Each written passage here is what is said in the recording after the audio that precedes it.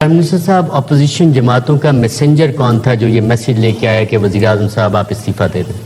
नहीं, उन्होंने ऑप्शंस दिए थे मुझे, और वो ऑब्वियसली हमारी इस्टेब्लिशमेंट है, उन्होंने ऑफ़र दी कि जी 3 चीज़ें हैं, या आप अदम एतमाद का वोट चले जाएं, या आप इस्तीफ़ा दे दें, और या इलेक्शन।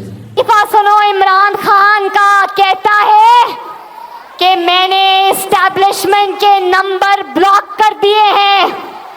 तो इमरान खान, तुम्हारी चीखें बता रही हैं, तुम्हारा रोना बता रहा है, तुम्हारा पीटना बता रहा है कि तुमने एस्टैब्लिशमेंट का नंबर ब्लॉक नहीं किया, एस्टैब्लिशमेंट ने तुम्हारा नंबर ब्लॉक कर दिया है।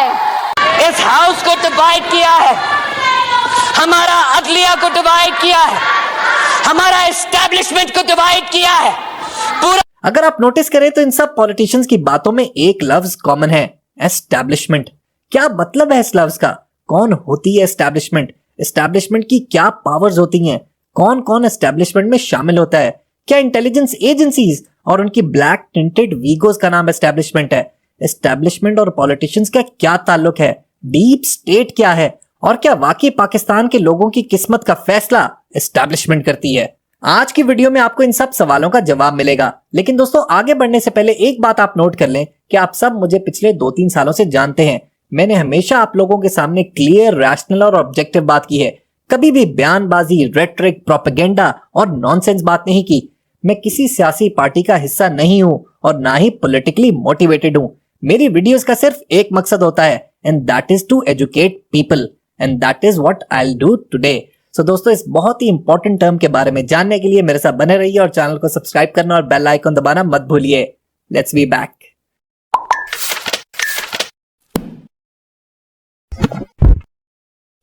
Welcome back.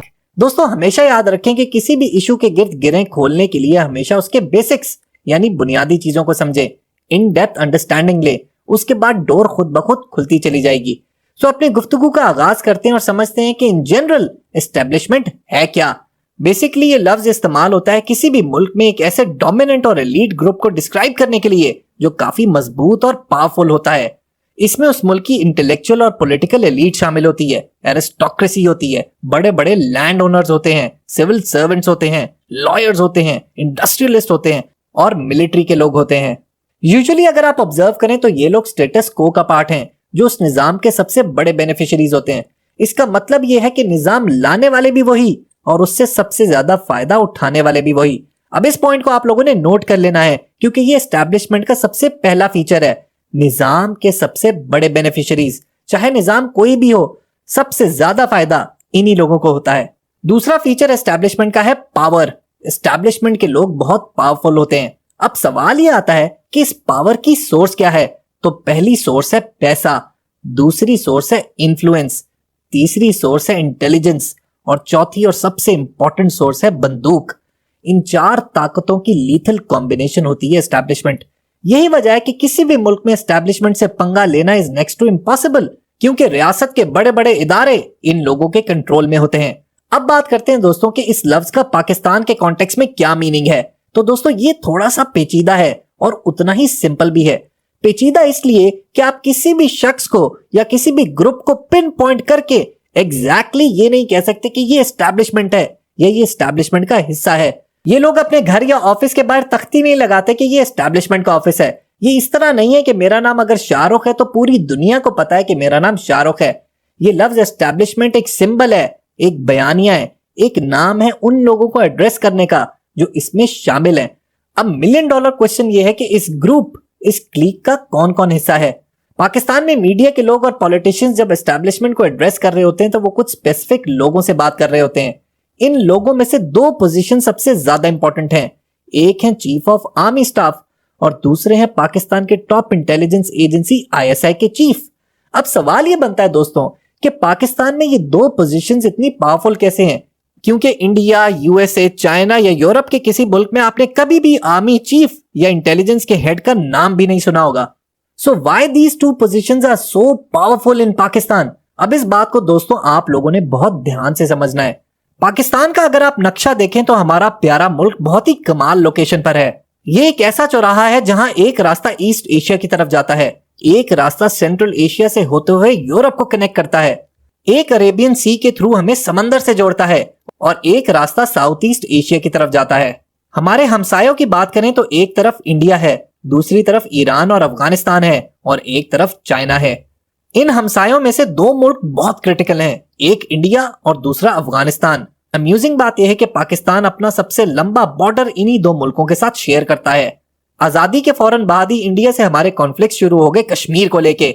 इसी तरह रशिया में अफगानिस्तान की आमद के बाद वहां के भी हालात पिछले 50 साल से खराब हैं। अब इन दोनों मुल्कों से मुकाबला करने के लिए हमारे पास एक ही ऑप्शन था, अपनी मिलिट्री को तगड़ा करना, और वही हमने किया।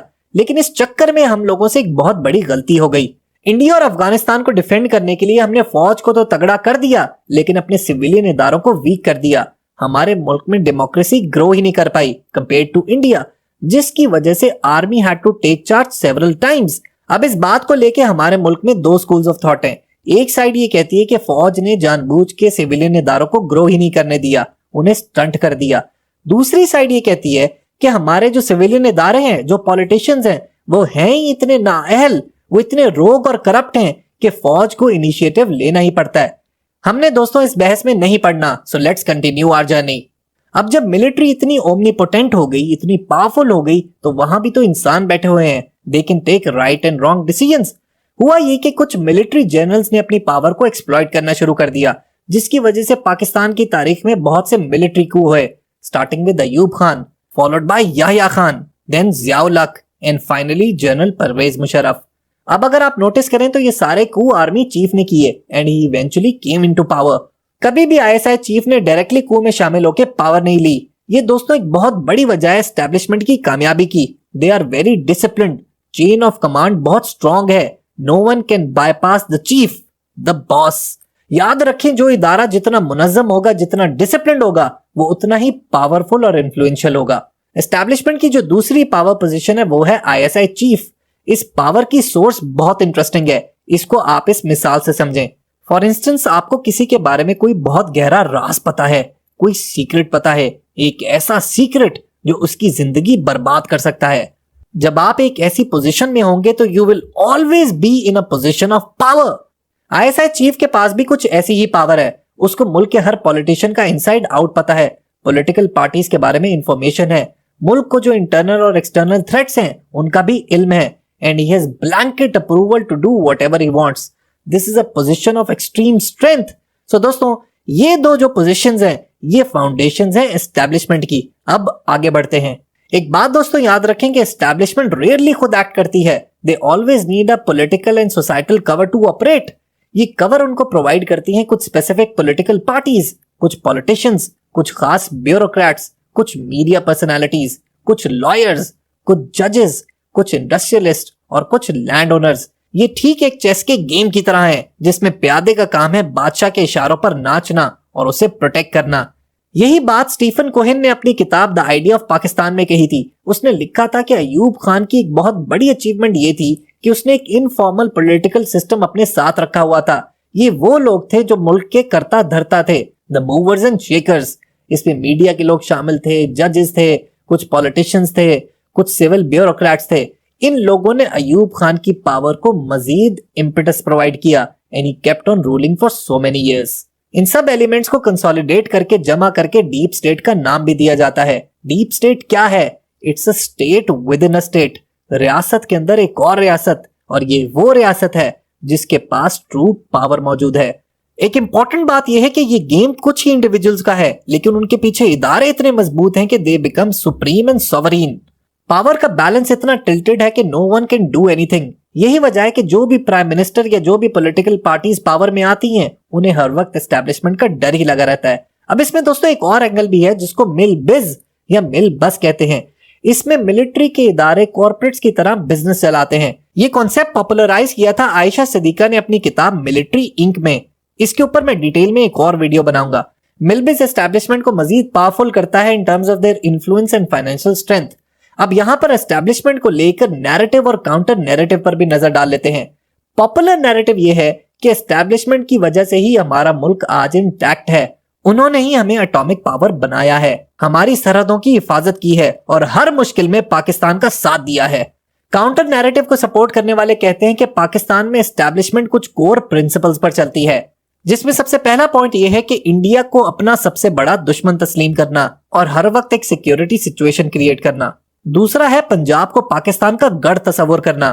तीसरा पॉइंट है पाकिस्तान में मुलाइज्म और मॉडर्न सोच का बैलेंस कायम करना। नेक्स्ट है कश्मीर डिस्प्यूट को फोर फ्रंट में रखना और लास्ट है नॉन स्टेट एलिमेंट्स को सपोर्ट करना। अब जो बात मुझे सबसे ज्यादा तकलीफ देती है वो है हमारी बेचारी अवाम, जो अपने पसंदीदा पॉलिटिशियंस के चक्कर में अपने दोस्त यार रिश्तेदारों से लड़ते फिरते हैं, उनको सपोर्ट करते हैं, उनके जलसों को अटेंड करते हैं, लेकिन इवेंचुअली वो पॉलिटिशियंस एस्टैब्लिशमेंट के मिन्नते तरले करके पावर में आते हैं। पहले तो फिर भी ये बात ढकी छुपी थी, लेकिन इमरान खान के टेन्योर के बाद अब खुलेआम लोग एस्टैब्लिशमेंट का नाम लेकर बात करते हैं। एस्टैब्लिशमेंट सही है या गलत आई डोंट नो, लेकिन एक बात जो मैं उन्हें जरूर सजेस्ट करना चाहूंगा वो ये कि अपना नाम क्लियर रखें। अगर हुकूमत करनी है तो खुल के करें, जान छुड़ा दे हमारी इन पॉलिटिशियन से। और अगर ऐसा नहीं करना तो पसे पर्दा कोवर्टली आर्बिट्रेट भी ना करें, किंग मेकर ना बने, अपने इन्फ्लुएंस को एक्सरसाइज ना करें, अपने दायरे में रहकर काम करें। इससे अवाम की नजर में उनकी इज्जत मजीद बढ़ेगी। इवेंचुअली होना वही चाहिए जो पाकिस्तान की अवाम के लिए बेहतरीन हो। आई होप दोस्तों आज के सेशन के बाद आपको ये लफ्ज एस्टैब्लिशमेंट मजीद तंग नहीं करेगा। वीडियो के लास्ट में आप सबके लिए एक शेर अर्ज है। फकीर शहर ने कहा बादशाह से, बड़ा संगीन मुजरिम है ये आका, इसे मसलूब ही करना पड़ेगा कि इसकी सोच हमसे मुख्तलिफ है। वीडियो पसंद आई हो तो लाइक बटन जरूर प्रेस कीजिएगा।